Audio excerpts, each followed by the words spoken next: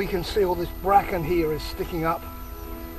Difficult to detect over it because it's pushing head of the detector too far up.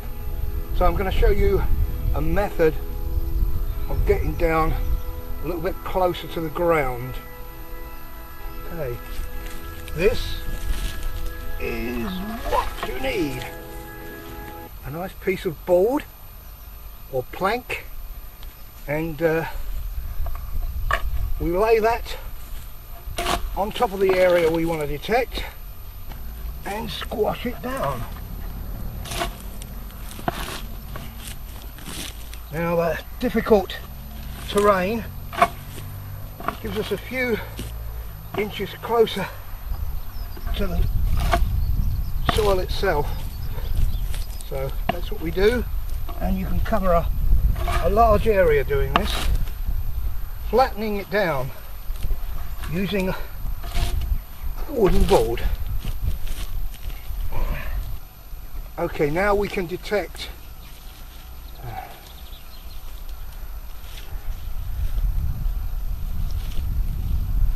see what we can find here.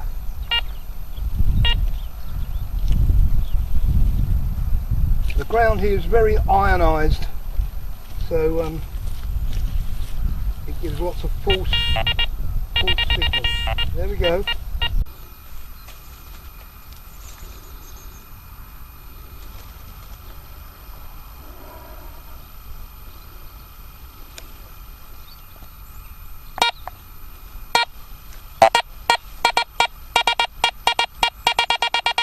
Sensitivity much too high. One thing I've found since using this particular detector, you have to dig a lot deeper than in previous days, so things right at the very bottom of a range of the detector are quite easily picked up on this, so you have to dig deeper holes.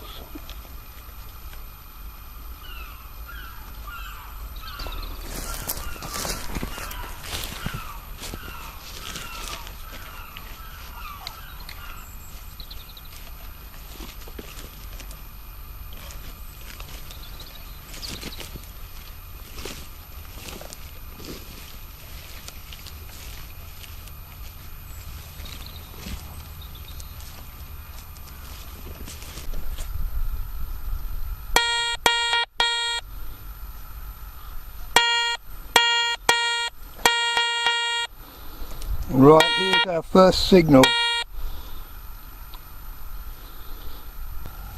Okay, looks like we struck rock here. It's not very deep, the soil, so most of this is horrible growth. Have a look, see what we can find. Now this is something I use. It's a pipe locator or wire locator that you can use in your walls to locate cables and wires, and it's a lot cheaper than buying a pinpointer, but it works just as well. There we are, something here.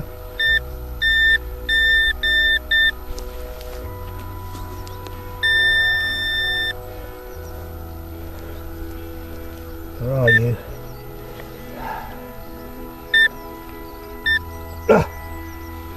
It's a piece of lead, but it's usually a good sign, because lead in fields and wherever you find it usually indicates there might be a Roman site nearby, because many of the places I've been always contain a lot of lead in the vicinity of a Roman settlement or anywhere where the Romans have been.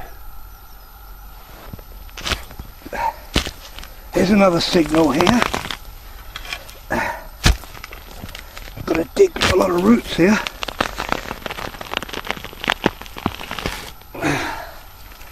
See, there are a few bulbs here, mostly bluebells, I think.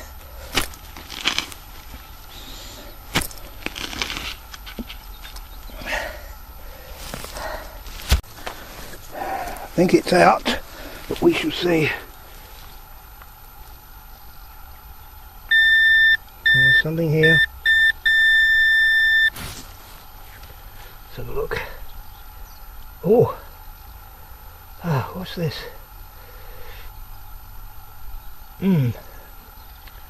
It's a coin, Roman. By the size of it, it's Antonius, and I can actually see the face on that, and it's Gallienus. Now, what do we know about Gallienus? He was emperor for a while, and then he was murdered leaving his tent at the battle around Milan, so I'm not sure where that is. On the other side, I can only just make it out, it is an image of Pegasus. Now, as I remember, Gallienus used a lot of animal images on the other side of his coins, on the reverses. I don't know why, but he obviously liked that. So that's Gallienus. It's our first coin. Let's see if we can get it.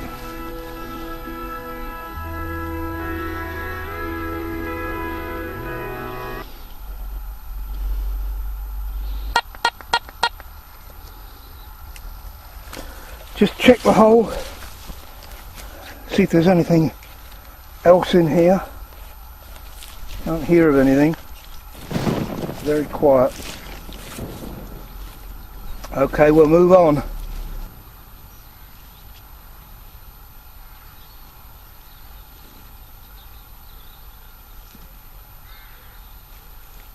Here's an idea I've perfected when I'm trying to pinpoint something and it won't quite be in the right place. So here we have, in this case, a toothbrush. Now, I think the signal's around there. So we push it in there, remove that,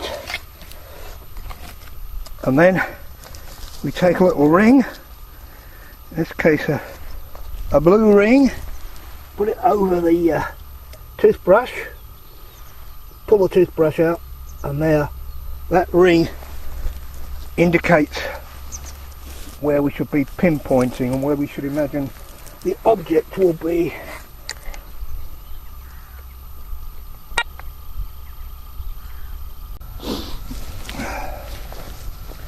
Okay, it might be in the clod, we don't know.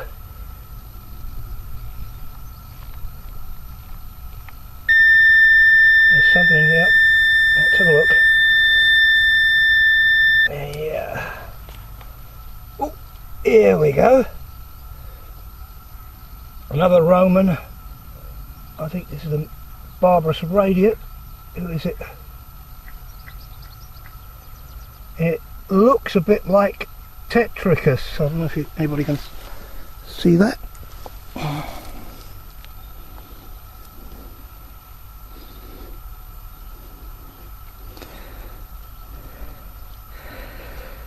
Tetricus. Now, Tetricus and Victorinus have coins that are almost identical. They've got the radiate crown, and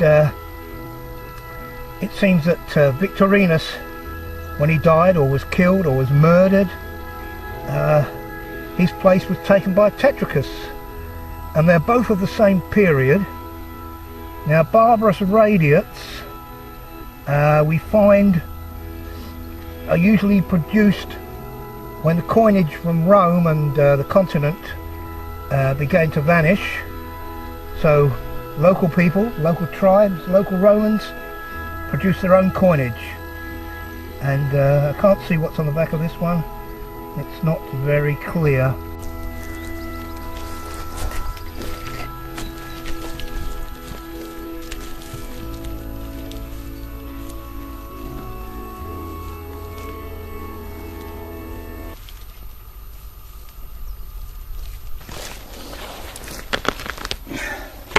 Another hole, and Another signal.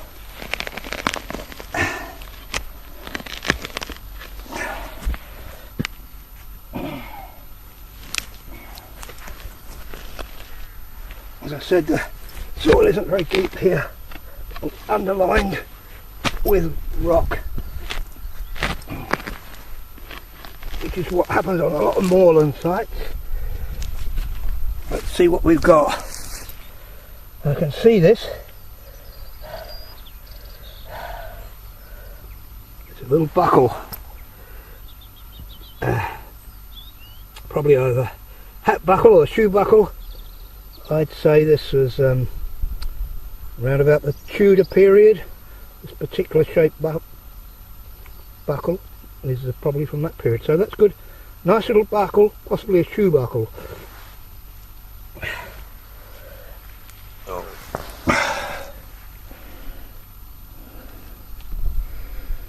Right, I'm going to take a little walk,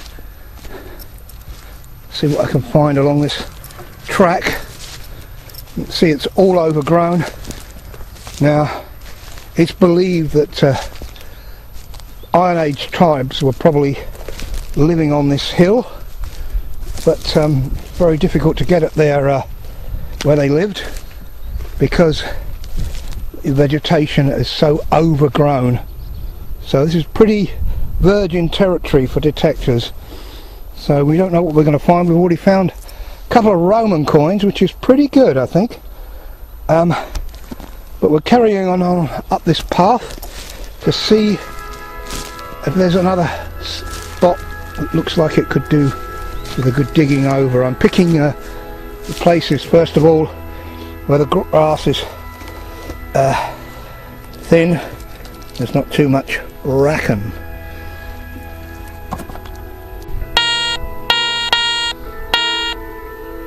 Well, I have another signal here. It's been 2 hours and I haven't found anything, but this is the first signal I've received. So I'm going to dig this. It looks like it's let me see, about 80 on the scale, so hopefully it'll be something worthwhile. Alright, where's the toothbrush?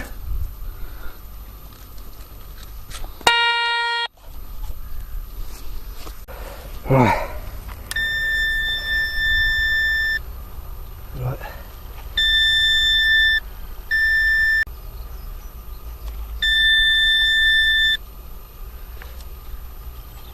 Can't feel anything there. Nothing in there. I see. There's something down here.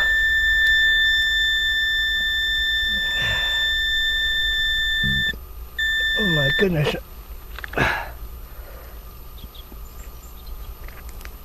It's a little Roman fibula brooch, just a broken one. You might call it a crossbow brooch, but it's not. It's a small one, just a fibula that used to put the pins missing. Everything's broken on it, but a good find nevertheless. So it proves the Romans were in this area. I've found 2 Roman coins so far today, so we'll see if we can find anything else. Daylight's wasting and it's starting to get a bit dark, so I'm going to press on.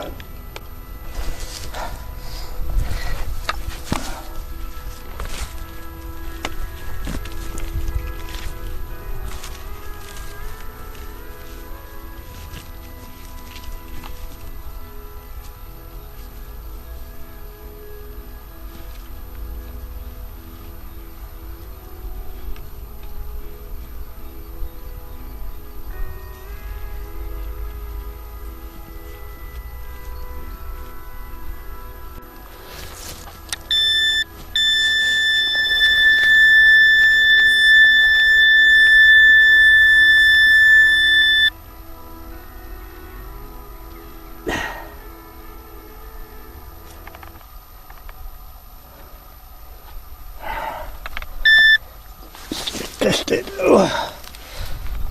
Sometimes these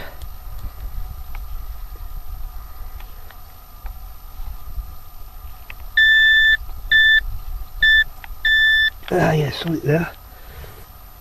Oh, yeah. It's a coin,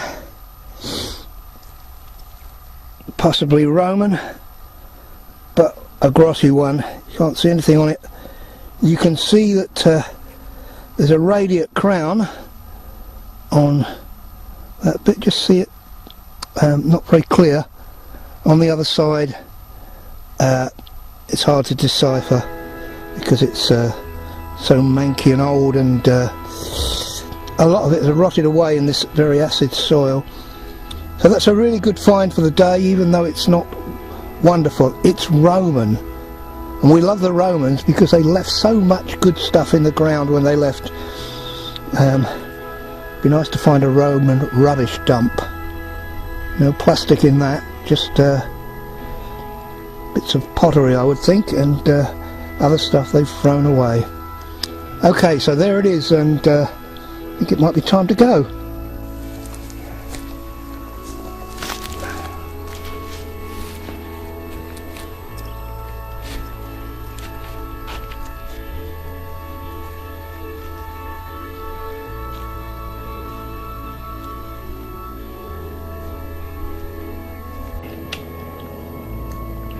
After a bit of scrub, here is the coin of Galenus. You look round by his neck, looks like armour, but I've got a feeling it's an interpretation of a beard. But he also has an interesting mottled area around the neck. Okay, here's the cleaned up coin of what I believe is Tetricus, and he ruled from 271 to 274. Not a very long reign, but he succeeded Victorinus, who was murdered. He died at a later date. We don't know why. I don't think he was murdered. Something happened to him. But see what's on the back of that one. It's hard to say. It's a standing figure, but a little bit out of focus and a little bit worn away. So that's